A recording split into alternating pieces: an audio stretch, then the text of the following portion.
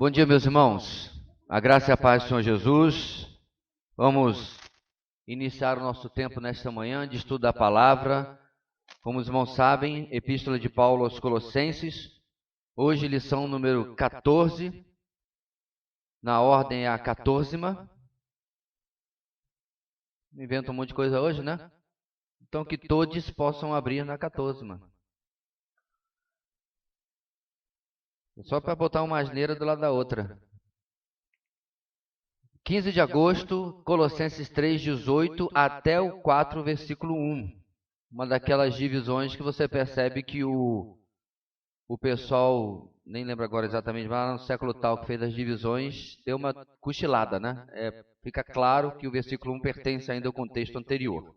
Então vamos orar, irmãos, para iniciar o nosso tempo hoje. Senhor nosso Deus, muito obrigado pela Tua palavra, pela instrução e sabedoria que dependemos dela. Como podemos, Senhor, ser fortalecidos, guiados, consolados. Como podemos, ó Deus, ser completos pela Tua palavra. Que ela possa, ó Deus, nessa manhã, falar às nossas mentes e corações debaixo da instrumentalidade do Teu Espírito. Esta é a palavra inspirada pelo Espírito, suficiente, inerrante, e que ela possa, Deus, nos guiar mais perto da Tua vontade. Abençoa a nossa igreja como um todo, aqueles irmãos que estão viajando, possa guardá-los, estão trabalhando, possa dar a eles, ó Deus, a excelência de um trabalho bem feito. Aqueles que estão enfermos, tu possa recuperar completamente a sua saúde. Esteja conosco, é o que oramos em nome de Jesus. Amém. Vamos ler, irmãos, para iniciar o nosso texto, então, a partir do versículo 18, capítulo 3, até o versículo 1 do capítulo 4. Vai estar projetado aí? Vamos ler juntos. Vamos lá? Mulheres, sujeite-se cada uma a seu marido, como convém a quem está no Senhor. Maridos, ame cada um a sua mulher e não a tratem com amargura. Filhos, obedeçam a seus pais em tudo, pois isso agrada ao Senhor. Pais, não irritem seus filhos para que eles não desanimem. Escravos, obedeçam em tudo a seus senhores terrenos, não somente para agradá-los quando eles estão observando, mas com sinceridade de coração, pelo fato de vocês temerem o Senhor. Deixa eu mudar aí, ok? Tudo o que fizerem, façam de todo o coração, como para o Senhor e não para os homens, sabendo que receberão do Senhor a recompensa da herança. É a Cristo, o Senhor, que vocês estão servindo.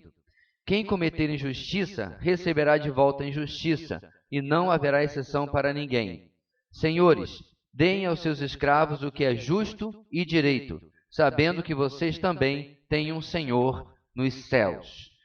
Então, meus irmãos, como eu já expliquei várias vezes, as cartas de Paulo, principalmente, elas possuem esta divisão óbvia, fácil de você perceber, em que uma parte é mais de fundamentação, não de teoria. Esse não é um bom termo. Teoria geralmente implica falta de prática ou separação, né? Como se fosse uma coisa que funciona só no papel. Não é isso? A gente até costuma dizer na teoria, na prática a teoria é outra. Né? E isso é muito horrível se você vai aplicar para a fé cristã. Não, na fé cristã o que é a teoria é a prática. Então, não gosto muito desse termo, mas é a fundamentação doutrinária, é o porquê fazemos, ok? Já a segunda parte das cartas de Paulo, normalmente é o que fazemos. E é sempre bom salientar, meus irmãos, eu confesso que durante boa parte da minha vida cristã, eu não compreendia isso. Porque é muito fácil, sem a devida explicação, você desenvolver uma mente legalista. O que é uma mente legalista? Eu tenho que fazer isso para obter aquilo, ok? Então, por exemplo, no texto de hoje, eu tenho que seguir essas prescrições, senão eu não vou ser abençoado. Ou alguns chegam até o ponto de eu não vou ser salvo. E aí é muito complicado, porque eu particularmente não conheço um ser humano que obedeça a tudo que você acabou de ler, a não ser um jovem carpinteiro de Nazaré, nascido em Belém. Tirante ele, Todos nós estamos no mesmo barco, correndo atrás de um padrão bíblico, o qual nós seguimos, cremos e obedecemos porque somos salvos, e não para ser salvos. Eu sei que aos ouvidos de alguns isso cai como repetitivo, mas você precisa compreender, nós estamos em diferentes idades espirituais aqui, e particularmente quando você está vestindo uma camisa que está escrito sola gratia, você precisa explicar que é somente graça mesmo. Pastor, então esses comportamentos estão aí só como uma sugestão? Que bom que você perguntou. Não são sugestões. Não são, vê se dá para viver assim. Porque, irmãos, preste atenção, o legalismo que diz, faça isso, isso, isso, isso, para você obter alguma coisa, e a libertinagem, a gente já tratou isso aqui, a vida centrada no Evangelho, lembra? A EBD de alguns anos atrás. Entre outro extremo da libertinagem, dizendo, eu posso viver de qualquer maneira porque eu sou salvo pela graça, em nenhum desses lugares está a fé bíblica, a fé do monergismo, das doutrinas da graça, do calvinismo, se você preferir. Certo? É muito bem ensinado que aquele que é verdadeiramente alcançado, salvo, ele vive por este padrão, por amor. Nós já vimos isso em Colossenses. Por causa da pessoa de Cristo, por aquilo que ele fez por nós. E por causa da obra do Espírito que age dentro de nós, nós somos movidos a isso. É aquela velha ilustração que eu contei aqui numa aula já vários meses atrás, do jovem conversando com o pastor Paul Washer e em dúvidas da sua salvação, e o pastor falou, procure o lugar mais baixo aqui da cidade, como a gente chama lá no Rio de Janeiro, o inferninho, o piseiro, e vai lá e se esbalde. E aí o jovem, assustado, respondeu, não posso. E ele perguntou, por quê? Porque eu tenho temor. O temor a Deus, irmãos, e o amor não estão divorciados, são distintos. Por amar a Deus e temê-lo, eu não vou viver num padrão diferente desse que está ali nesses versículos. Amém, irmãos? É muito importante nós compreendermos isso. Porque à medida que nós passamos, tanto em Colossenses, como em Efésios, como em Tessalonicenses, para essa segunda parte, onde coisas bem mensuráveis, ou em bom português dizido, coisas bem medíveis. Não existe medíveis, né? Mensurável. Coisa que você pode dizer, estou ou não estou fazendo. Você está grávida? Mais ou menos. Não tem mais ou menos. Você está ou você não está grávida. Não é verdade? Então ali você pode olhar dizendo assim, não estou fazendo isso, eu tenho que melhorar.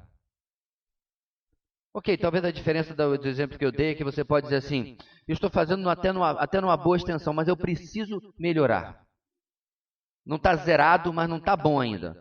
Então, isso é uma coisa que você pode olhar para a sua vida e constatar se está lá ou não está. Então, a tendência é nós cairmos naquelas pontas que eu mencionei, que estão distantes da centralidade do Evangelho. Ok? A gente vai falar mais disso quando chegarmos lá. Objetivos, aí do lado esquerdo do seu material, nós estamos na página 73. Apareceu o meu material que semana passada estava MIA, perdido em ação. Saber que nossos relacionamentos no lar e no trabalho devem refletir a nova vida que temos, reafirmando a supremacia de Cristo em nossas vidas. Perceba o fraseado, refletir a nova vida. Então, há de se olhar para o comportamento, para o testemunho cristão, para a vivência cristã de cada um de nós e encontrar perfeição? Jamais. Isso nunca vai acontecer, mas encontrar um comportamento que, de novo termo, reflita uma nova vida em Cristo. Que mostre que você tem uma postura diante da vida que passa pelo filtro do Evangelho, pelo filtro da vida cristã, pela pessoa de Cristo. Porque nós somos chamados, meus irmãos, muito mais do que imitar a Cristo. Eu sei que a terminologia é usada por Paulo. Mas nós somos chamados a nos tornarmos Cristo. Não só imitá-lo como se fosse uma coisa que eu faço, mas eu não creio nisso, hipocritamente. Mas o que eu sou chamado, Romanos capítulo 8 vai falar sobre isso, é ser igual a ele em que a imagem dele é formada em mim. E eu sei, meu irmão, você está olhando para você e eu estou olhando para mim dizendo assim, a coisa não está indo muito boa, não está indo muito bem. E eu concordo. Há muitos momentos da minha vida, e eu posso aqui ocupar todo o tempo que nós temos apenas citando este anti-testemunho, em que eu estive longe de refletir a pessoa de Cristo. Mas aí que está, meu irmão, isso não pode servir para você como nenhuma desculpa e nenhuma razão de desistência. Não, isso deve servir para nós como um desafio de um alvo, de um propósito que eu vou perseguir a minha vida inteira. E naquelas áreas onde a dificuldade de aumentar foi maior, porque isso é verdade, tem áreas onde, né, eu estou lá 70 e tantos % igual a Jesus. Não sei se eu estou sendo um pouquinho arrogante aqui nessa percentual, mas é só a título de ilustração, irmãos. Mas tem aquela área que eu não consigo chegar nem nos 15. Então, em lugar de ficar aqui ilustrando meus 70 e tantos %, né, como fosse um grande... Detalhe, né, é que nem meu pai, quando recebia aquela nota 8,5, 9, ele dizia... O que seu pai dizia para você? Não fez? Não fez mais que a sua obrigação. Então, se você está aí, né, todo contente com o seu 70 e tantos % similar a Cristo, esqueça, você não fez mais que a sua obrigação. Contudo, a sua atenção tem que estar na área dos 15%. É aí que é o problema. É aí que você devia estar chorando de joelhos, dizendo, Senhor, qual é o meu problema? Qual é a minha dificuldade que eu não consigo refletir essa nova vida que eu tenho? Eu sei que esse é o comportamento correto. Eu sei que esta é a forma como eu devo proceder. Qual é o problema? O que está errado comigo? Segundo objetivo, sentir.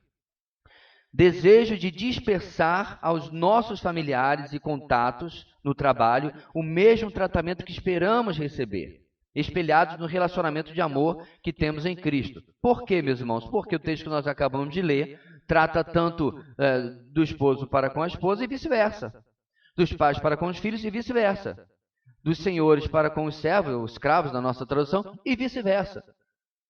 Um grande problema é que nós geralmente vemos os relacionamentos e as nossas atitudes para com o outro com uma via de mão única. Ok? Muitas vezes, particularmente em questão conjugal, uma determinada pessoa vem conversar comigo e gasta lá seus 40 minutos falando das mazelas do seu cônjuge, do seu marido, da sua esposa, que não está lá. E como é o primeiro encontro, eu até dou um desconto e ouço os 40 minutos. E aí depois que a pessoa termina, talvez até uma utilidade é de desabafar, eu digo para essa pessoa, olha, infelizmente ou felizmente, ele e ela não estão aqui. Então vamos tratar de você? Aí a pessoa, na mente dela está dizendo, mas ele não entendeu que eu não sou o problema? E essa é a nossa visão da vida, irmãos. Nós nunca somos o problema. Nós somos o capitão solução. Eu estou aqui para resolver os problemas dos outros. Ai deles se ousarem pensar a mesma coisa a meu respeito. Porque, como eu disse, eu sou perfeito, né? Mais puro que o ouro de Ofir. Como é que é a música? Eu nem lembro mais. O ponto aqui, meus irmãos, é que isso é uma das coisas que eu tenho que destruir da minha mentalidade. Deixa eu dizer uma frase aqui um pouco até controversa. Casamentos que acabam, nunca existe um culpado 100%. Se você encontrar esta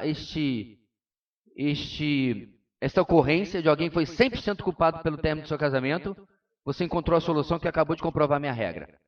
Então talvez o meu nunca esteja exagerado, mas 40 anos de conversão, 20 e tantos, mais de 25 de ministério, eu nunca encontrei alguém que tenha sido perfeito, mesmo que era casado, ou foi casado, ou está casado, com um cônjuge que seja um nó cego. Eu não encontrei.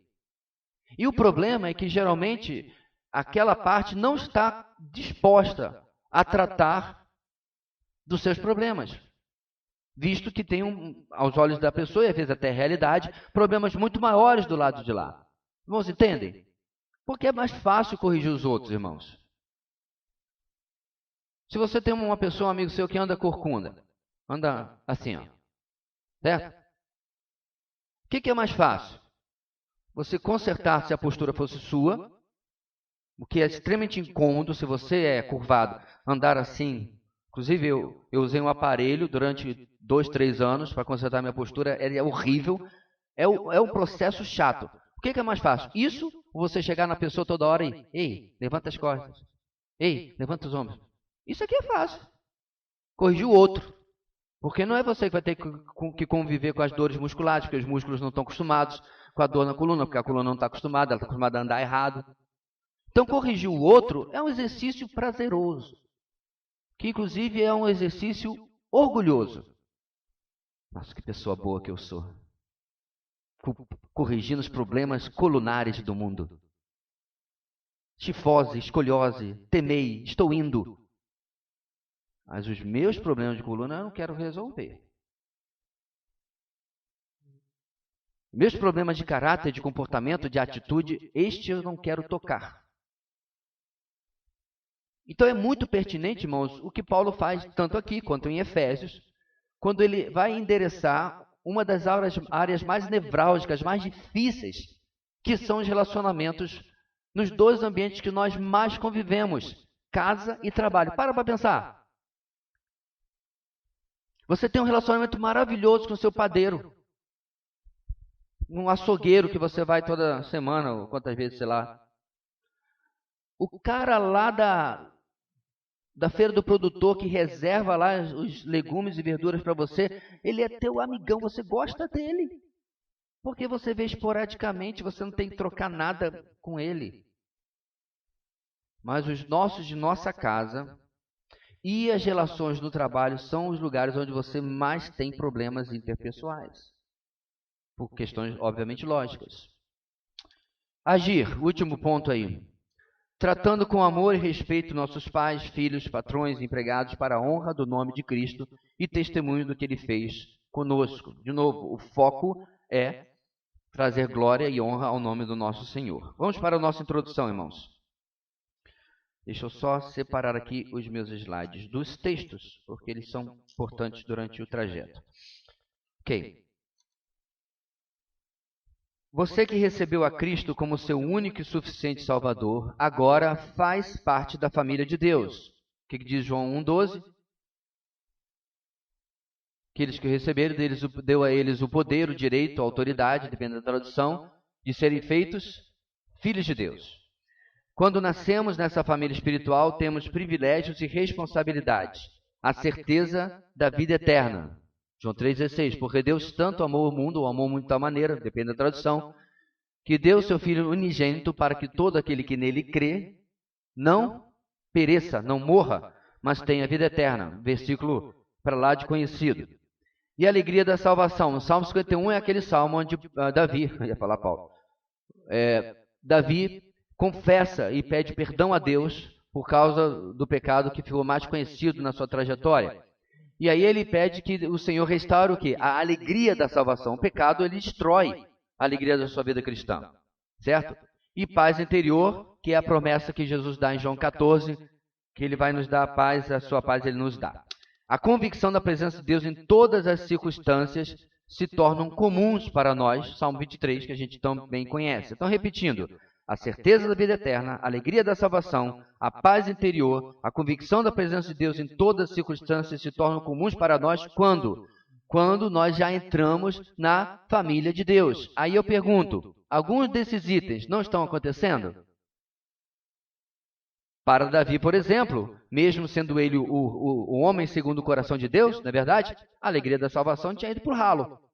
Então, o que acontece, irmãos? Quando nós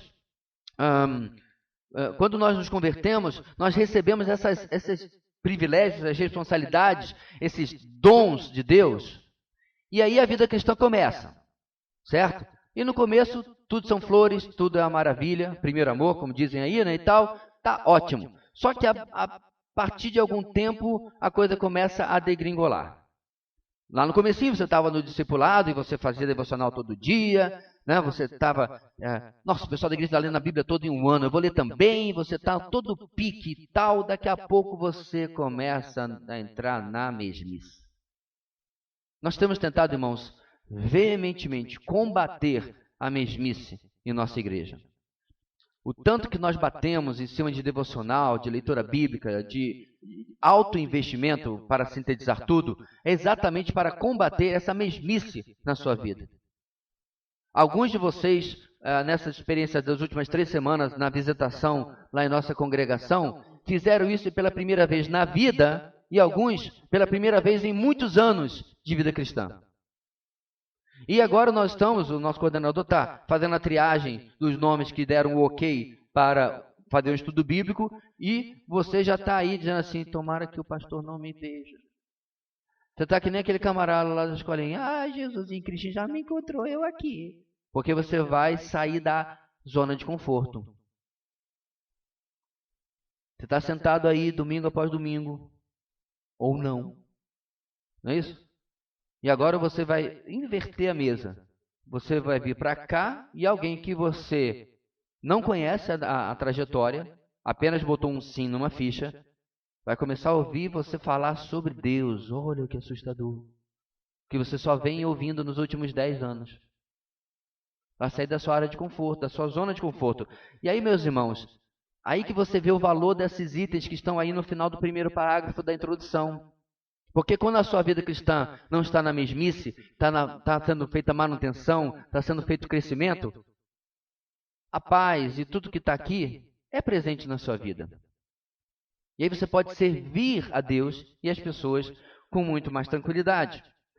Bem, continuando, por outro lado, os compromissos assumidos são irrevogáveis e intransferíveis. Olha aí. Quais compromissos assumidos? Pastor, para um minutinho. Eu não assinei nada. Teve contrato? Teve. E do lado de onde você assinou, teve um camarada que assinou com sangue. Peguei pesado, né? Assinou o nome dele com sangue. Por outro lado, os compromissos assumidos são irrevogáveis e intransferíveis. Quais? Testemunhar a nova fé, através de um comportamento transparente em que o nome de Cristo seja glorificado. Isso é um desafio constante. Nossa relação com Jesus Cristo deve manifestar-se no lar, na escola, no trabalho. Na passagem bíblica acima citada, que nós já vimos, o apóstolo Paulo dá instruções específicas a vários grupos. Todos nós estamos incluídos em pelo menos um deles, ou mais de um. Então, meus irmãos, o que ele está dizendo aqui? Que o que nós vimos ali, e este exemplo que eu acabei de dar, de você servir, né, pregando o evangelho, testemunhando para alguém, eles não são optativos. Este é um outro problema. Eu conversava com um pregador que estava aí agora, na Igreja da Liberdade, um amigo pessoal, e eu falei para ele que eu parto do princípio, em lidar com as minhas ovelhas, em que não existe voluntariado na obra de Deus.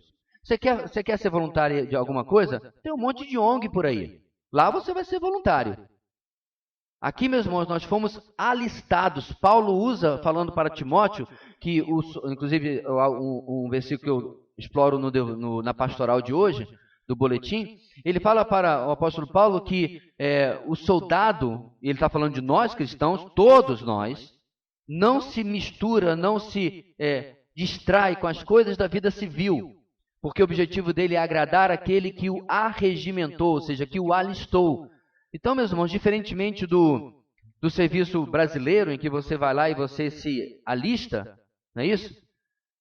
E hoje está tão camarada e a procura por uma vaga é tão grande que geralmente eles perguntam, você quer servir ou não quer servir? Porque tem mais gente querendo servir do que não, por causa da questão de emprego, né? Então, já na linguagem de Paulo, foi o Senhor que nos alistou. Bem monergista esse Paulo, né?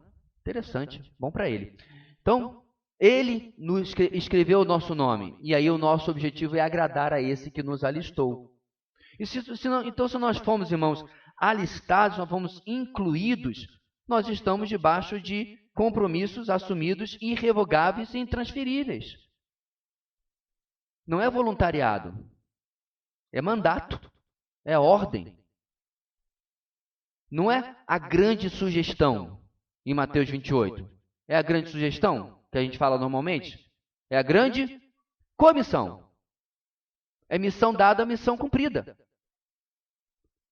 Pastor, tudo que você está falando é óbvio. Hoje eu venho falar só coisas óbvias. Então, tá bom, já que você perguntou, a pergunta é por que você não faz? Por que nós não fazemos? Porque tudo que nós vamos ler, irmãos, na verdade, já lemos em Colossenses. Alguém leu alguma novidade em Colossenses capítulo 3 até o 4:1? Não lemos nenhuma novidade hoje. Não obstante, irmãos, o nosso coração é reticente, é teimoso em se render a essas verdades e tratá-las como bula de remédio, como mandato para a nossa vida. Ok?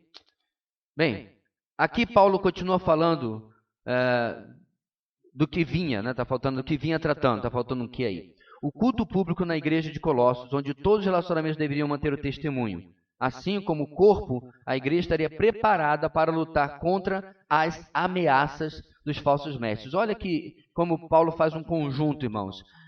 Desde falando da supremacia de Cristo e os falsos ensinos, e agora ele vai falar da prática da vida cristã. Ele falou assim, vivendo esta vida equilibrada na doutrina e na prática, vocês vão estar robustecidos, fortalecidos, amadurecidos para combater a fé cristã. E o que ele está falando também? Isso que eles estão ensinando, o legalismo que eles estão ensinando, não dá a vocês subsídios para viver dessa maneira que eu estou falando para vocês agora. Desde que ele começou, irmãos, no começo do capítulo 3, a falar da parte mais prática, digamos assim, da epístola, certo? Ele começa como? Lá no comecinho do capítulo 3. Busquem as coisas que são do alto, e não as coisas que são daqui. O legalismo que estavam tentando implantar, enfiar na igreja de Colossos, era coisa humana, era coisa daqui. E aí Paulo está dizendo, esses falsos ensinos não vão ajudar vocês a viver a vida que glorifica a Deus. Qual vai ajudar? Aí ele ensina. Como ele vem ensinando desde o começo, capítulo 1, capítulo 2. Ok? Então, irmãos, a necessidade de nós entendermos isso, nós vamos esmiuçar agora, começando no versículos 18 e 19.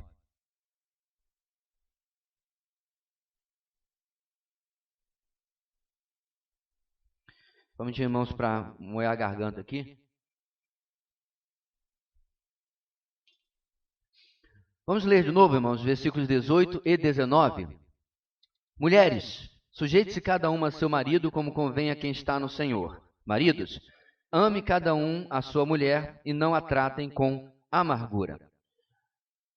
Eu confesso aos irmãos que eu gostaria que Paulo fosse um pouco mais tipo a Epístola dos Hebreus quando fosse tratado desses assuntos. Porém, eu acredito, meus irmãos, que o que ele está fazendo é repetir tópicos que ele já vinha tratando e outros vinham tratando na igreja do Senhor. Ele está lembrando a igreja de Colossos sobre o princípio geral de assuntos que já vêm sendo tratados na igreja. Qual outra explicação? Pelo fato de que ele literalmente dedica uma frase para cada um de um assunto que nós temos livros e livros e livros sendo escritos hoje. Não é verdade? Ele é extremamente econômico.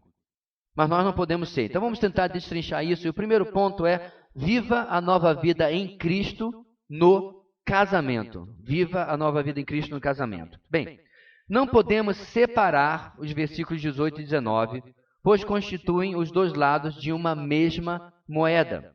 É conveniente comparar o versículo 19 com Efésios 5, 25, pois facilita a compreensão do texto. Vamos lá fazer, irmãos. Efésios 5, 25, que é o texto paralelo ao nosso.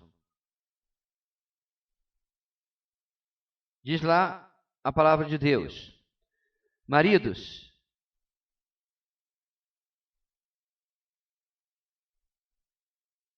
ame. Peraí, eu estou no texto certo, porque o númerozinho é tão pequeno que não dá para nem para enxergar. O texto é assim: maridos, ame cada um sua mulher, assim como Cristo amou a igreja e entregou-se por ela. Vamos dar uma voltinha, irmãos, porque o 18 e 19 abrange mais do que isso. Vamos até o 22, 5, 22. Mulheres, sujeite-se cada uma a seu marido como ao Senhor, pois o marido é o cabeça da mulher, como também Cristo é o cabeça da igreja, que é o seu corpo, do qual ele é o Salvador. Assim como a igreja está sujeita a Cristo, também as mulheres estejam em tudo sujeitas a seus maridos. E agora sim, maridos, ame cada um a sua mulher, assim como Cristo amou a igreja e entregou-se por ela, para santificá-la, tendo-a purificado pelo lavar da água, mediante a palavra, e para apresentá-la a si mesmo como igreja gloriosa, sem mancha, nem ruga ou coisa semelhante, mas santa e inculpável. Da mesma forma, os maridos devem amar cada um a sua mulher, como a seu próprio corpo. Quem ama a sua mulher, ama a si mesmo. Além do mais, ninguém jamais odiou o seu próprio corpo, antes o alimenta e dele cuida, como também Cristo fez com a igreja, pois somos membros do seu corpo. Bem, Esse texto, meus irmãos, muito mais completo, mostra como que Paulo levava extremamente a sério essa questão do relacionamento ao ponto de comparar o próprio casamento com o relacionamento que nós temos como igreja com o nosso Senhor. E é óbvio, jamais nenhuma mulher será uma noiva como a igreja está sendo feita por causa de Cristo, não por causa de nós. E é óbvio, nenhum homem jamais será um marido como Cristo é. É de novo, irmãos, é aquele padrão que eu, apesar de saber que nunca alcançarei a perfeição da palavra, e especialmente do nosso Senhor, eu nunca desistirei de buscar. Certo? Não conseguir alcançar nunca vai ser uma desculpa para que eu não faça, ou desista, ou me contente com algum padrão inferior.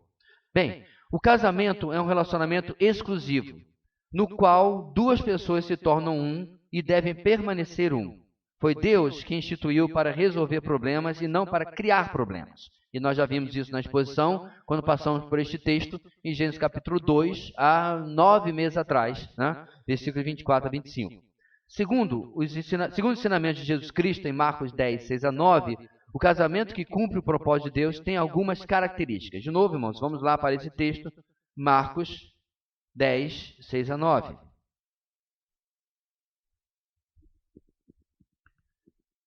Mas no princípio da criação, Deus os fez homem e mulher. Por essa razão, o homem deixará pai e mãe e se unirá à sua mulher, e os dois se tornarão uma só carne. Assim, eles já não são dois, mas sim uma só carne. Portanto, o que Deus uniu, ninguém o separe. Quando estava... até isso aí, o 10... o 9 é verdade. O 10 não está incluído, não. E o casamento que cumpre o propósito de Deus tem essas características que nós temos na nossa apostila logo embaixo. Então vamos lá, irmãos. Você vai perceber que cada uma dessas características está sendo atacada pela modernidade, pelo progressivismo, como é chamado. Primeiro, é uma união heterossexual, versículo 6. Significa o que, meus irmãos? É o casamento entre um homem e uma mulher. A união homossexual é abominável aos olhos de Deus, e esta é exatamente a palavra que é usada nas Escrituras. Então, meus irmãos, o que me surpreende é que aquilo que era abominável se transformou em algo aceitável, se transformou em algo que está sendo empurrado para a sociedade, e se você não concorda, hoje você até responde a crime. Preste atenção, eu não disse se você agride alguém, se você ofende alguém, porque isso são atitudes anticristãs. Cristãos não fazem isso. Você respeita absolutamente qualquer ser humano. Ok? Porque nós estamos falando, meus irmãos, inclusive isso não é o que a lei diz, que se você apenas não concordar, alguns já querem imputar tanto crime como a pecha, né, o rótulo de homofóbico. Isso é algo que está em toda a sociedade. É praticamente impossível você assistir alguma coisa hoje em que a agenda que tenta normatizar e normalizar o relacionamento homossexual não esteja presente. Agora, meus irmãos, Paulo, ele é taxativo quanto a isso. Eu participo de um grupo com milhares e milhares de cristãos do mundo inteiro. É um grupo, como eu disse, né, eu já várias vezes explicando desse grupo, tem tudo quanto é tipo. E tem lá alguns que se dizem homossexuais e se dizem cristãos. E qual é a explicação que eles dão para os textos bíblicos? Eles fazem um malabarismo e começam a dizer, não, o que o texto está dizendo é sobre um comportamento promíscuo. Em outras palavras, estão dizendo que a Bíblia não condena o relacionamento se ele estiver em fidelidade. Vamos ver se é realmente isso que a palavra de Deus fala? Romanos capítulo 1.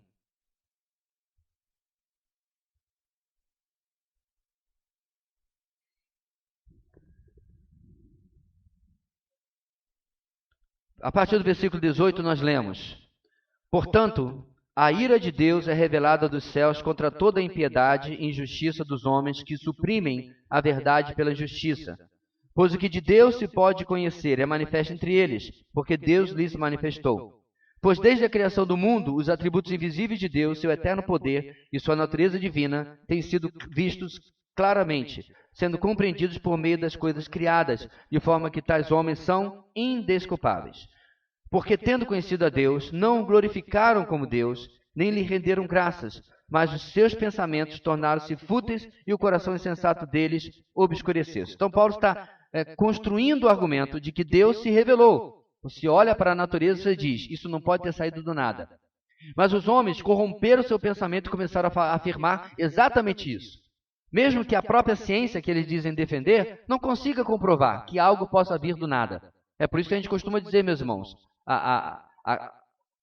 o evolucionismo e a crença de que a matéria veio do nada pela ciência requer fé. E é por isso que Gassler, se não me engano, se é ele o nome do autor, escreveu o livro Não Tenho Fé Suficiente para Ser Ateu. Porque você precisa crer em algo que a própria ciência diz que nós não sabemos como aconteceu. Então, se você não sabe como aconteceu e você acredita que não aconteceu, isso é fé. Você está acreditando em algo que você não tem comprovação científica. Muito bem. Dizendo-se sábios, tornaram-se loucos e trocaram a glória de Deus imortal por imagens feitas segundo a semelhança do homem mortal, bem como de pássaros, quadrúpedes e répteis. E aí ele entra na questão da idolatria. E agora ele vai chegar no nosso ponto da nossa lição. Por isso, Deus os entregou à impureza sexual, segundo os desejos pecaminosos do seu coração, para a degradação do seu corpo entre si. Até agora, meus irmãos, é a pureza em geral, certo? Então, o ser humano, ele está caindo na imoralidade como um resultado do afastamento de Deus. Não é algo que sai do nada. É um processo de corrupção da sociedade, do ser humano. Trocaram a verdade de Deus pela mentira e adoraram e serviram a coisas e seres criados em lugar do Criador, que é bendito para sempre. Amém. Por causa disso, Deus os entregou a paixões vergonhosas. Até suas mulheres trocaram suas relações sexuais naturais por outras, contrárias à natureza. Da mesma forma, os homens também abandonaram as relações naturais com as mulheres e se inflamaram de paixão uns pelos outros. Começaram a cometer atos indecentes, homens com homens, e receberam em si mesmos o castigo merecido por sua perversão. Este é um dos versículos, dos textos mais completos, aonde, por todo o malabarismo que o meu interlocutor naquela ocasião pudesse fazer, não tem como você encontrar aqui qualquer tipo de permissão ou cláusula de exceção, certo? Desde o começo, Deus estabeleceu algo claro da união heterossexual entre um homem e uma mulher. Irmãos, a própria fisiologia humana comprova isso. A própria fisiologia, não só humana, mas de toda a biologia, em grande parte, principalmente dos mamíferos, comprova isso. É algo tão patente que você precisa ter um entendimento obscurecido, como Paulo coloca aqui, para pensar em alguma alternativa. Agora, olha que interessante, irmãos, e aqui com certeza o pessoal que trabalha na área de psicologia e ajuda, né? O índice de depressão, o índice de desânimo dentro de pessoas que lutam com sentimentos, desejos homossexuais é altíssimo. Estou inventando, Alex? Estou inventando? Não. E aí, o que a sociedade vai arranjar para explicar isso? Eles são depressivos porque eles não são aceitos. Vamos lá, meus irmãos. Eu nasci em 70. Então, eu sou de uma época onde você ligava a televisão e você ainda via, né, o artista que morreu agora com 101 anos fazer o seu peru, lembra? Na escolinha do professor Raimundo, fazendo uma piada e todo mundo ria e a vida continuava. E ninguém saía dali, porque eu ri do seu peru lá na escolinha do professor Raimundo, eu vou para a rua bater homossexual. Nunca! A minha mãe frequentava um salão que eu ia buscá-la depois. Lá tinha homens que eram homossexuais, trabalhavam, todo mundo era tratado com respeito e a vida continuava. Correto? Quem é mais antigo lembra disso? Ninguém vivia criticando, batendo, isso não existia. E eles já eram depressivos, desanimados na época. Passado, meus irmãos, todo esse tempo, no meu caso 51 anos, hoje eles têm cada vez mais direitos que querem impor aos outros. Eles têm cada vez mais exposição pública e interessantemente, isso eu li no artigo sobre o assunto, no artigo sobre o assunto, o índice de suicídio, de depressão nessa camada da sociedade aumentou em comparação do que era antes. E quando você vai lá, meus irmãos, uma geração em que sim acontecia, pais expulsavam seus filhos e cortavam relações, maltratavam seus filhos, literalmente, por causa da sua opção sexual. Opção, ninguém nasce assim. Da sua opção sexual, ok? Isso há 30, 40 anos atrás. Quando você pula, meus irmãos, para o século XXI, onde um monte de famílias abraçam e aceitam, e aí é só escolha deles, eu estou só retratando a realidade, eles continuam depressivos e desanimados. E aí? A culpa continua sendo da sociedade? A narrativa tem que ser alimentada, porque a alternativa, irmãos, é reconhecer que o ser humano não se satisfaz dentro deste tipo de relacionamento. Desde que o mundo é mundo, se fala de uma guerra dos sexos, né? Os conflitos entre homens e mulheres. Mas a verdade é, meus irmãos, é que nós não conseguimos viver sem elas e elas não conseguem viver sem a gente. Estou mentindo? Nós somos de tal maneira complementares, iguais no ser, diferentes no fazer, que eu gosto muito dos meus amigos. Era uma maravilha no seminário. A gente tinha nossa camaradagem de cada quarto com os 4 rapazes ali, obviamente a Leila com as 4 moças, mas eu não queria passar o resto da minha vida com o alemão. O alemão é um amigo nosso. Eu não queria passar o resto da minha vida com o Jorge Cacuto, um amigo meu de Angola que era do meu quarto. Era meu companheiro ali, da gente trocar ideia, né, de falar de coisa de homem, mas eu não queria passar o resto da vida com ele, não. Na verdade, eu me surpreendo até hoje, irmãos, como é que as irmãs conseguem viver com a gente. Eu não consigo compreender umas coisas da raça masculina, como é que pode ser? O meu ponto, meus irmãos, é que Deus fez as coisas de tal maneira perfeita, e acho que as irmãs estão dizendo também, não sei como é que vocês conviver com a gente, né? Deve ser por aí que vocês estão pensando. Mas assim é, irmãos, há sim conflitos que começaram aonde, irmãos? Alguém me ajude teologicamente aí. Claro, Gênesis 3. Começa lá todos os nossos problemas. Mas apesar dos problemas,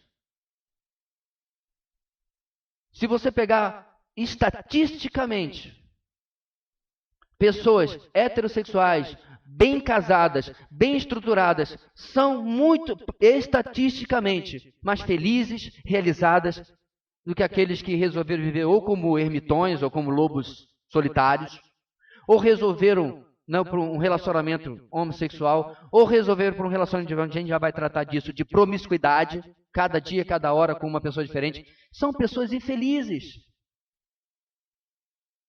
São pessoas incompletas. O casamento não é fácil, mas ele não é uma opção e uma bênção que nós estejamos dispostos a prescindir, a abrir mão. Por causa das bênçãos e daquilo que ele faz na nossa vida, por causa da família que nos proporciona. Então, meus irmãos, como que nós devemos resolver essa questão? E provavelmente não vamos conseguir fazer essa lição em 2 domingos, já adianto. Mas como é que nós resolvemos isso? Nós já tivemos homossexuais na nossa igreja? Sempre faz essa pergunta. Você aceita homossexual nessa igreja? Não, a gente dá um tiro e coloca na rua o corpo. Mas, rapaz, esse pessoal da internet é meio tapado, né? Nós já tivemos. Nós tínhamos uma irmã aqui na igreja que trabalhava no Coronel Mota. Não sei se ainda tem, mas lá tinha uma área lá atrás de internação de soropositivos, aidéticos. Ainda tem isso lá? Ainda é lá, né? É porque agora só se fala em Covid, né? Acho que a AIDS acabou também, provavelmente. Então, tinha esse rapaz, que anteriormente, inclusive, ele era travesti, e aí, infelizmente, ele se encontrou soropositivo. E a Gil, né? Lembra da Gil? Pequenininha, né? Voltou para o Nordeste, o acompanhava, pregava o evangelho, e ele quis conhecer a nossa igreja. Ainda foi no prédio anterior. Ela não veio me perguntar, pastor, eu posso trazer? Porque, irmãos, tal pergunta beira o ridículo. E ele esteve conosco, participava do nosso momento de intercessão, orávamos por ele, triste, preocupado com o seu futuro e assim por diante. E enquanto ele teve forças, irmãos, isso durou muitos meses. Cá estava. Porque a pergunta que as pessoas fazem, ela está errada. A pergunta que ela devia fazer é: uma pessoa em um comportamento pecaminoso pode ser membro da sua igreja e ser batizado? Não. Perceba que eu não falei se essa pessoa homossexual. Cheguei com o camarada, camisa aberta, cordão de ouro, conquistador, das antigas, né? Ele acha que ele é o cara. Pastor, eu gostei muito aqui da igreja, eu queria me batizar, ser membro. Aí você descobre que o cara tem umas 5 mulheres. Aí eu digo para ele, então, vamos conversar? Não tem condição. Porque ele é um cara devasso.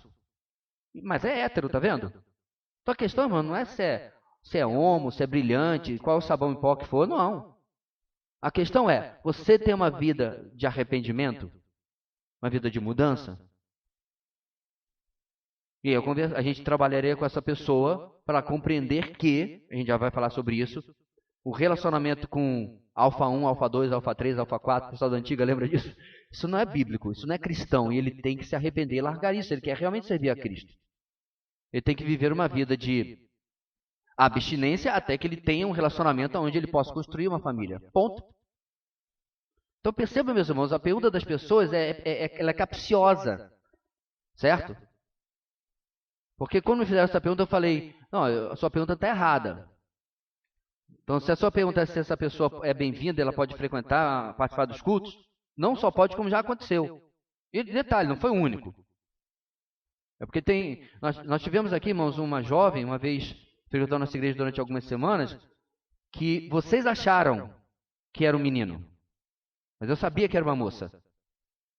Tá, ela não tinha feito nenhuma a forma que o cabelo muito curto, a forma que ela se vestia, vocês acharam que era um menino, um rapaz sentado ali. Estava bem aqui nessa área ali. E ela foi tratada como qualquer ser humano tem que ser tratado. Então, meu irmão, mostre amor às pessoas. Ponto. Acabou. Sabe, uma das coisas que mais impede o nosso evangelismo é quando a gente é seletivo. Você quer o pecador que venha cabelinho cortado, barba feita, bonitinho. Você é mulher maquiada, de preferência uma roupa decente. Eu não estou apontando os dedos, irmãos. Eu estou falando para você fazer uma autoanálise. Será que você tem condição de conversar com aquele seu colega de trabalho? Eu nem estou falando, querido, para você ir pelos becões, assim, nem nada, não. Às vezes é um ambiente de trabalho.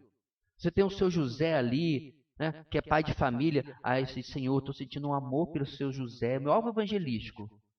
Mas tem o Astolfo aqui, que é mulherengo, que é beberrão, que é isso, que é aquilo, que é da farra. Desse você se afasta.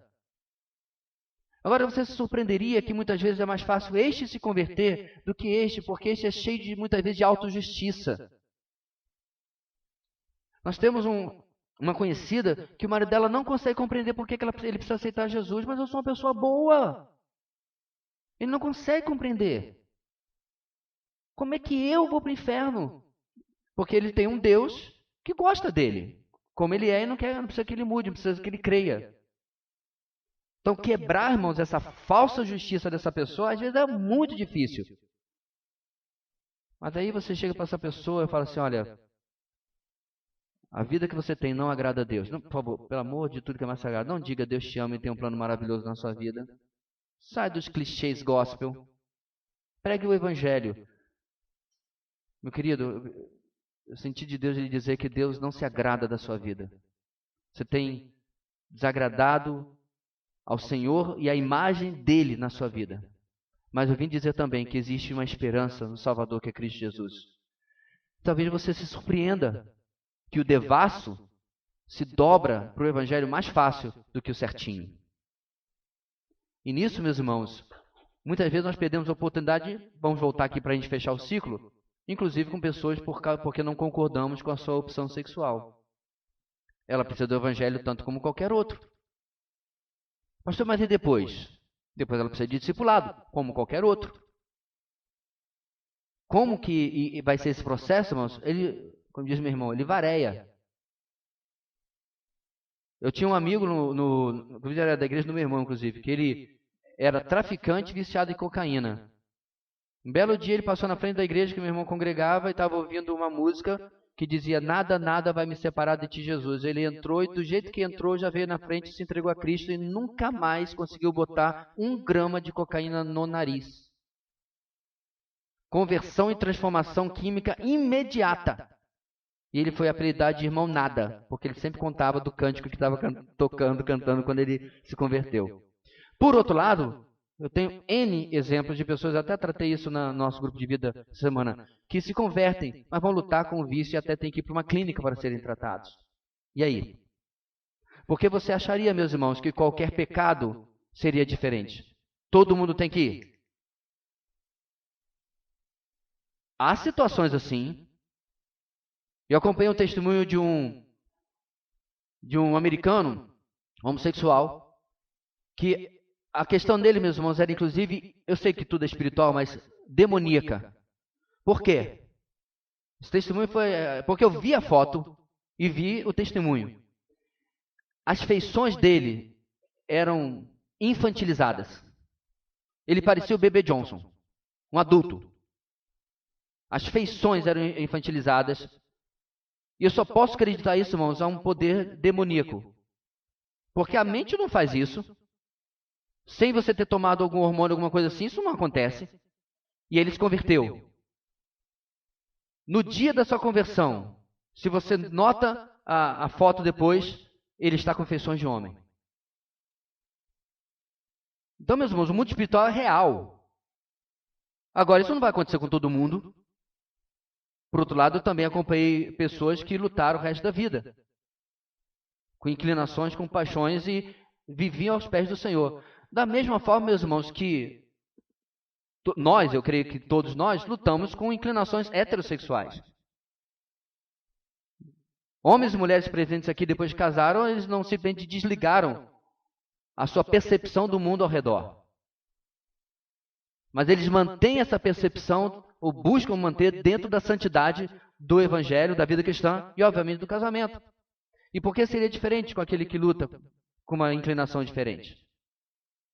Então, a questão, meus irmãos, que, infelizmente, eu digo para vergonha, em uma década que eu passei na igreja onde eu nasci, para o evangelho, quero dizer, nunca foi tratado. Nunca. Mais um ponto para a pregação expositiva. É impossível pregar expositivamente em Colossenses e não passar por esse texto. Ou até por textos mais incisivos.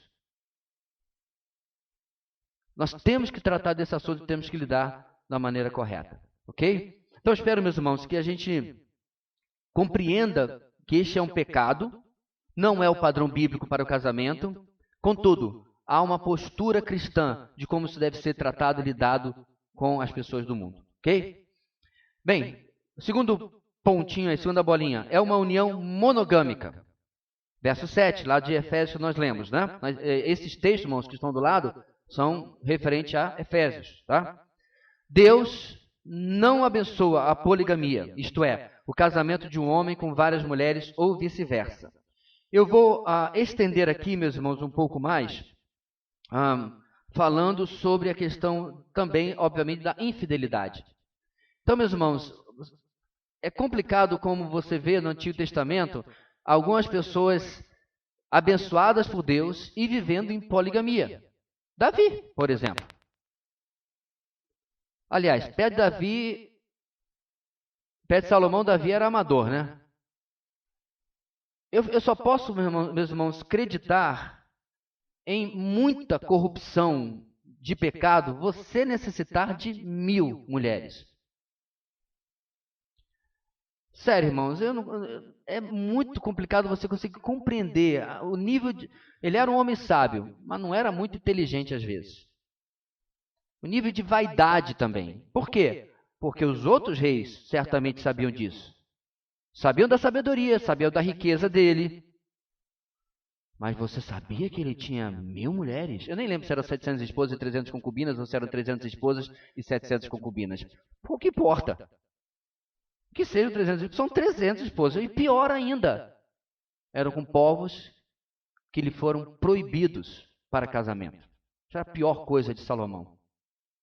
Então, meus irmãos, apesar da tolerância de Deus com esse comportamento, é bom você enfatizar isso, a Bíblia não está narrando uma permissão de Deus. E você vê isso claramente no padrão do texto de Gênesis. Deixará o homem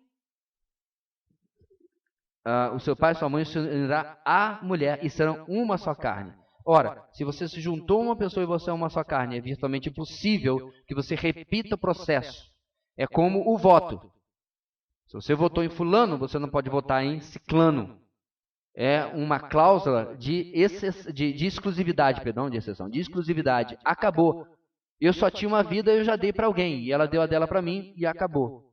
Agora, irmãos, a poligamia ela se manifesta nos nossos dias, porque, é claro, é lei, você não pode... Eu ainda nem sei mais se é lei, porque agora já estão discutindo o tal do poliamor, né? Então, mas até quando eu era criança pequena lá no Rio de Janeiro, era crime. Inclusive me explicaram que quando você vai dar entrada nas proclamas, tem 3 aqui, que só pensa em proclamas aqui, né? 6 aqui, ultimamente. Quando você vai dar entrada nas proclamas, você perde a sua certidão de nascimento. Ainda é assim ou é só na minha época? Você entrega a sua certidão de nascimento e eu estranhei. Aí eu falei assim, mas eu vou ficar sem minha certidão de nascimento? E o escriturário, o escrivão, sei lá, qual é o nome do cara lá, disse, sim, porque agora ela é substituída pela sua certidão de casamento. Eu falei, mas qual o problema eu ter as duas? E eles falaram, é para dificultar que as pessoas casem 2 vezes. Essa eu não sabia, a gente aprende uma coisa nova a cada dia. Porque pronto, se você já é casado e você vai tentar cometer uma bigamia, que seria o caso, né? Alguém vai perguntar, tá, cadê a sua certidão de casamento, de nascimento? E você vai ser informado, você vai informar que eu não tenho. E se eu entendi bem, se eu tentar tirar uma segunda via, irmãos, da minha certidão de nascimento, o cartório lá, porque eles são todos interligados, já foi informado. Não, ele é casado. Você não pode dar uma segunda via de certidão de nascimento dele. Entendeu? Então, meus irmãos, a lei evoluiu de tal maneira que disse, isso não pode acontecer. Agora, para pensar. Vamos falar do tal do poliamor. A sociedade não está dando cada vez passos mais largos para longe de Deus? Irmão, nós estamos voltando 5, 6 anos, 1000 anos na história. Nós estamos voltando para os mundos antigos, para a barbárie, por assim dizer, onde tal comportamento era permitido. Pastor, mas se tudo está bem para as pessoas, qual é o problema? Vamos lá. O primeiro problema é que é proibido na Bíblia, não vamos nem falar muito disso, porque isso é pacífico. Mas, irmãos, eu acompanhei uma série fictícia e uma série documentária sobre os Mormons. Os Mormons foram proibidos de praticar a poligamia por lei nos Estados Unidos. Antes dessa lei sair, eles praticavam a poligamia. Alguém sabia disso, não? Pois é, mas a explicação é simples. Como você é, Deus um dia foi. E como Ele é, um dia você será. Essa é a salvação Mormon. Depois eu chamo de seita, tem gente que acha que eu sou exagerado. E um dia, quando você morrer tendo sido um bom Mormon, você vai ganhar um planeta como o nosso Deus um dia ganhou. E você vai popular este planeta fazendo sexo celestial com as suas muitas esposas. Então você precisa ter muitas esposas. Tem que ter pouco miolo para acreditar num negócio desse, né? Mas é basicamente o que eles acreditam. Então eles têm que defender a poligamia. E aí, o governo americano, porque foi basicamente lá que isso aconteceu, proibiu. Mas eles continuam praticando, extraoficialmente. Tem a mulher casada dele, oficial, e na mesma comunidade, na mesma casa, ou em casas conjugadas, tem são sister wives, que eles chamam, irmãs e esposas. Tem a 2, a 3, a 4, a 5, a 6, depende de quanto ele quiser. Pastor, funciona ao contrário? Claro que não. A mulher não pode ter vários maridos. Onde é que você está com a cabeça? Péssimo mormon que você é. Então, tanto no fictício quanto no documentário, só tinha treta. Para pensar, meus irmãos. 2, 3, 4, 5 mulheres disputando quem vai dormir com aquele homem naquele dia. Quem vai ter atenção. E detalhe, a primeira tinha uma primazia. E as outras não gostavam disso. Era uma discussão e um problema. É claro que a série fictícia, o nome era Big Love, Grande Amor. Nem sei de que operadora que era. Ela explorava coisas que queria. Mas já na documentária, a coisa já era diferente. Você via a coisa mais humana acontecer porque era normal. Elas iam ter ciúme uma da outra. E por que isso acontecia, meus irmãos? Porque saíram do padrão bíblico. Saíram do padrão bíblico. Aonde um homem e uma mulher se unem em uma só carne para a glória de Deus. E detalhe, o próprio Paulo exemplifica isso em dizer sobre Cristo e a igreja, não as igrejas. Porque não está se referindo aqui à igreja local, está se referindo aqui à igreja universal. É péssimo que essa coisa aí tenha raptado esse termo. Mas a igreja universal, irmãos, é a definição teológica da igreja de Cristo desde Atos capítulo 2 até o arrebatamento. Ok? Essa é a igreja universal de todos os santos. Tá? Então, tem que usar o termo, infelizmente. Por isso que quando eu escrevo o nome dessa coisa aí, em algum post, eu troco S por cifrão. Para deixar bem claro que eu estou falando disso aí. Certo? E não da igreja, o corpo de Cristo. Então, meus irmãos, só para encerrar. Quer seja oficial ou não, e oficial vai ser cada vez mais difícil, né? Isso está completamente fora do plano de Deus. Está completamente fora da vontade do Senhor e do padrão bíblico para relacionamento. Quer seja algo consentido, vai entender a cabeça das pessoas, ou algo escondido, adultério. Isso são coisas que ofendem a pessoa do nosso Deus.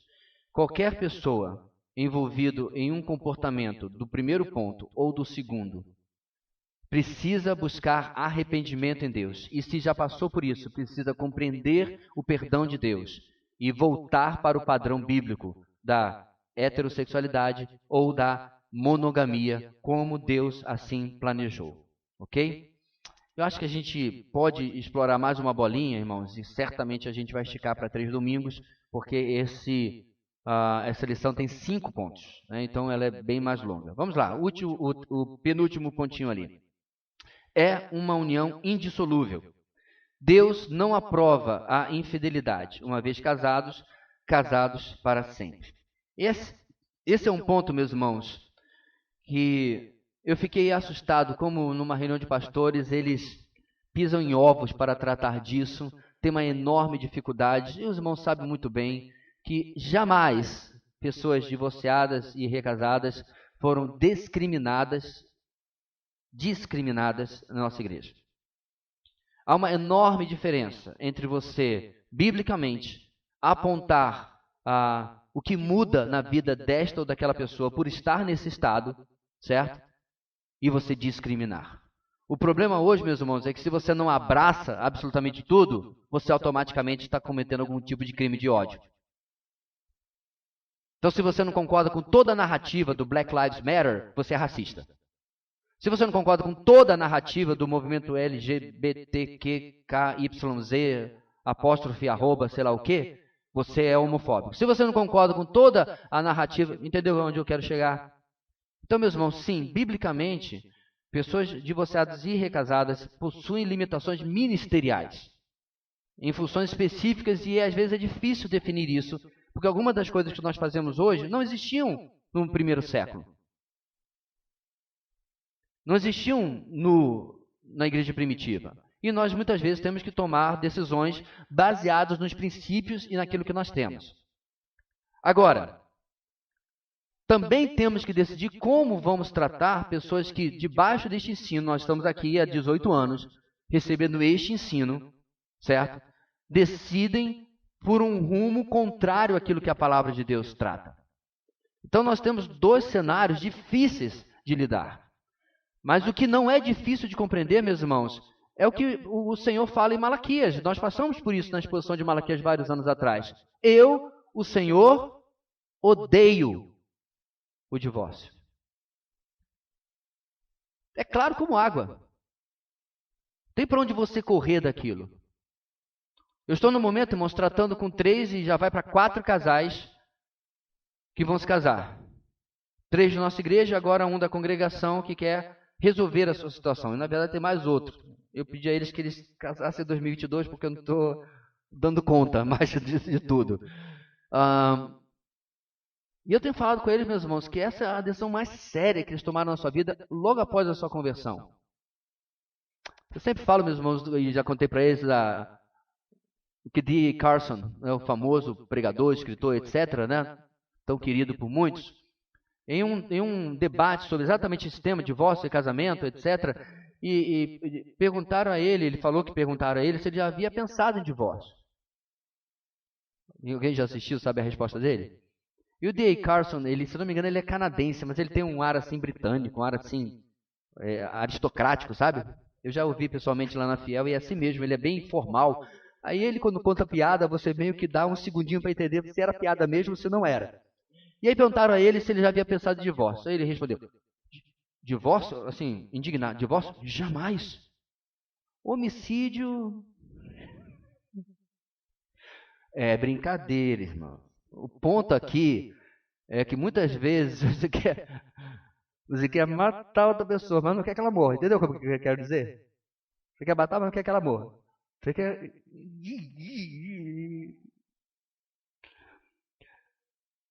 E nós estamos falando de um cara que parece ser calmo, né? Até ensinando, você já coloca no YouTube na velocidade 1,5 porque ele fala muito devagar. Mas a brincadeira é válida, meus irmãos, por aquilo que eu falei, Gênesis 3 e os conflitos que existem. Só que casamento a gente resolve, certo? Tá com raiva? Pega cada um travesseiro de preferência de pluma, de gansos, albaneses, desconta um no outro, pois senta e resolve e conversa. Peço oração, meus irmãos, uma família da nossa igreja está passando por uma gravíssima crise. Depois de semanas tentando sentar para conversar, eu vou sentar finalmente amanhã. E peço, irmãos, orem pela nossa conversa. Porque algumas semanas atrás, na verdade, mais de um mês, eu sentei com um homem, outro caso, conhecido do irmão Alex e da irmã Ana Brito. A esposa dele já esteve conosco aqui várias e várias vezes. Conversei com ele, passei pelo padrão bíblico. E ele admitiu que estava certo o padrão bíblico, ele estava errado, estava em pecado. E aí eu falei para ele, então veja bem, só faltou fazer um PowerPoint. Olha o que você tem que fazer então. Você tem que terminar esse outro relacionamento, você tem que fazer isso. Vamos começar um acompanhamento, eu fiz todo o esquema, irmãos. E eu saí dali otimista. Eu sou um incorrigível otimista.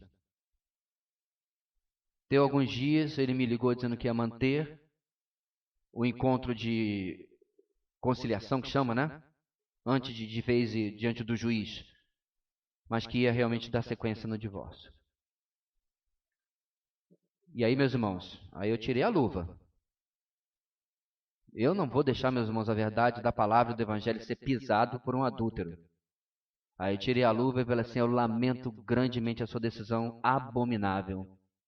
E aí, meu irmão, se você acha que aqui na igreja você recebe perna manca na nuca, ali foi o tanque lá do desfile de Brasília na nuca dele. Ele tem que compreender a ofensa ao padrão bíblico e a Deus que ele está cometendo. E eu oro para que ele se arrependa e volte a cuidar da sua esposa e seus 2 filhinhos. Esse que mais me deixou triste. Ponto aqui, meus irmãos, que isso é uma coisa muito séria. E eu tenho alertado aos casais que estão em preparação para casamento e alerto aos solteiros também. Fique sozinho. Se você não está disposto a 10, 20, 30, 40, 50 anos de grande sacrifício. Esqueça o filminho da sessão da tarde. Esqueça sua mistura de Lagoa Azul e Cartas para Julieta. Isso é só em Hollywood. A realidade, meus irmãos, é sangue, suor e lágrimas. Tem até que evitar de olhar para alguns porque é mais lágrimas do que tudo. Ponto aqui, meus irmãos, é que ela é indissolúvel e por isso a gente precisa pensar muito sério antes de entrar nesse compromisso. Pastor, mas eu entendo, eu Até pensei muito sério, fiz até uma pose de intelectual, mas hoje tá difícil. Bem-vindo ao clube. Tem 2 membros. Quer mais uma carteirinha? Se você conhece um casamento que parece blindado, lixo de livro, não tem quase nada que se aproveita daquela porcaria. Se você conhece um casamento perfeito e tal, você não conhece esse casamento. Você não conhece. Gente, era tão bonitinho ver o meu avô e minha avó. Até as brigas deles eram bonitinhas. A minha avó pegava no pé tanto dele. Euclides. Na verdade ela falava Euclides. Você já tomou seu remédio? Maria, me deixa, Maria. Mas ele estava aborrecido de verdade. A gente ria. Eu saía de perto rindo. Os filhos, né, que são minha mãe e meus tios, também rindo. Mas era muito bonitinho. Mas brigavam. Irmão, você tem que ver a minha foto na boda de ouro deles. Foi a primeira vez que eu usei uma gravata. Naquela época a gravata na moda era de crochê. É mais fácil fazer uma gravata para criança de crochê, né? Eu não lembro, tinha 10, 11 anos quando eles fizeram bodas de ouro. Meu avô faleceu, eu estava no seminário em 91 com 21. Ou seja, eles passaram de 60 anos de casados. Nossa, minha avó completamente arrasada, mas firme. Porque eu nunca conheci uma crente como aquela lá, não. Então, mano, por que acontece hoje, onde os casamentos se transformaram em coisas descartáveis? Outro dia eu conheci uma pessoa casada 5 vezes. Eu falei assim, você deve ser tão insuportável que ninguém consegue viver contigo, né? Eu não tinha que me contar que era casado 5 vezes, contou, levou. Porque a culpa é sempre dos outros. No caso, eram 5 mulheres insuportáveis que não podiam viver com uma pessoa tão boa como eu. Tão elevada como eu. Tão sei lá o que ele se acha como eu. É claro que não, irmãos. Que nós estamos abandonando, para usar uma expressão bíblica, as veredas antigas. Nós estamos movendo os marcos, provérbios, né? Estamos pegando os marcos e movendo para o lado errado. Que nós e os nossos filhos, irmãos, aprendamos essa lição. Que nós possamos ser... Tem uma campanha, irmãos, maravilhosa. Que nós vamos ser a geração que vai acabar com o aborto. Eu acho otimista, mas estou nela. Nós somos a geração que vai acabar com o aborto. Quem sabe, irmãos, nós podemos ser a geração que vai acabar com o divórcio e casamento na nossa igreja. Posso responder pelas outras? E nós fazemos isso, irmãos, ensinando nossos filhos sobre a seriedade disso. Ensinando nossos filhos sobre a santidade da família. E como é importante nós zelarmos pelos princípios que nós aprendemos a palavra de Deus. Como o Senhor fala, aquilo que eu falo para vocês não são qualquer coisa. As palavras que eu falo para vocês são vida. Não é isso que o Senhor fala para Israel? E aí ele vai dizer também, escolham a vida, olha que óbvio, para que vocês vivam. Então, irmãos, se em nossos relacionamentos, quaisquer que sejam, nós optemos por escolher aquilo que o Senhor já revelou em sua palavra, nós vamos escolher os frutos de vida. E muitas vezes vamos falhar pelo caminho. E vamos precisar reconhecer que falhamos e voltar atrás e vamos começar de novo. Vamos tentar de novo. Vamos confessar e aceitar o perdão de Deus e vamos retomar o nosso caminho. Vamos continuar, irmão, semana que vem. A gente ainda vai falar sobre outras questões. Tem um último ponto aí, mas eu não quero estender as aulas. E nós vamos continuar ainda no versículo 18 e 19. E vamos encerrar, irmãos, orando por nossas vidas, por nossas famílias. Que Deus possa nos guardar e nos proteger em um mundo que está andando a passos largos para longe do Senhor. Senhor nosso Deus, ajuda-nos. Nós não podemos viver o padrão da Tua palavra sozinhos. Nós não temos possibilidade de cumprir o Teu querer na nossa própria força. Tua graça e a capacitação, A habilidade dada pelo Teu Espírito é o que nós clamamos hoje.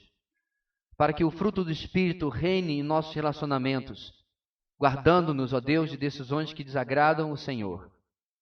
Obrigado, Deus, pela Tua palavra, pela profundidade que ela tem, onde nós podemos passar mais de 1 hora e nem sequer cobrimos aquilo que um versículo apenas está a nos ensinar.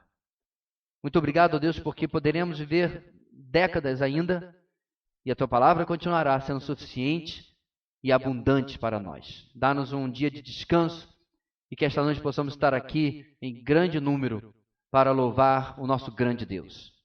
É o que oramos em nome de Jesus. Amém e amém. Graça e paz da parte do nosso Senhor e salve